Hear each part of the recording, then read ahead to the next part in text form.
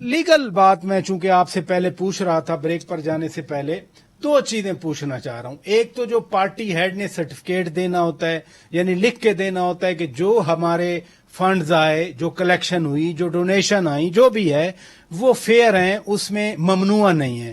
اور دوسرا یہ جو ڈیبیٹ چل رہی ہے، پہلے چلی کہ جی سازش اور مداخلت، اب چلی سرٹیفکیٹ اور حلف نامہ.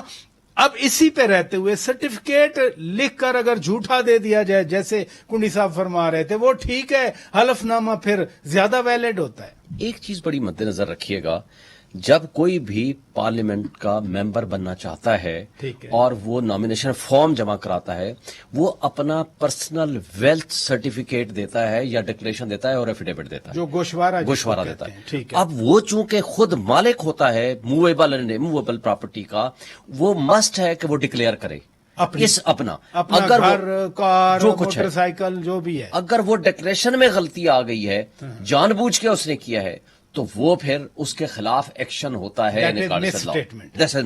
مس ڈکلیریشن. اب یہاں جو سرٹیفکیٹ ہے، یہاں سرٹیفکیٹ ہے، اور یہاں کا کیا لا ہے؟ پچھلا پولیٹیکل آرڈر میں تھا، اب ہے اس کا سیکشن 210. میں صرف ایک پیرا اس کا بھی پڑھ دیتا ہوں ناظرین کے لیے.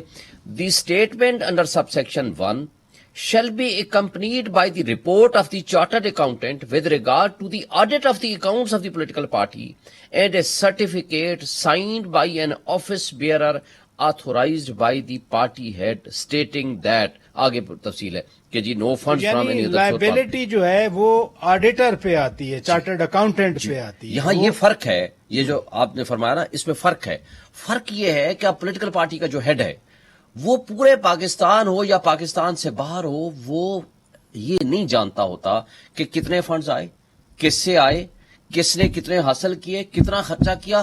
اس کے لیے مسٹ ہے کہ وہ چارٹرڈ اکاؤنٹنٹ ہائر کرے گا، اور وہ جو چارٹرڈ اکاؤنٹنٹ اسٹیٹمنٹ دے گا، اسٹیٹمنٹ کس کی بنی ہوئی ہوگی؟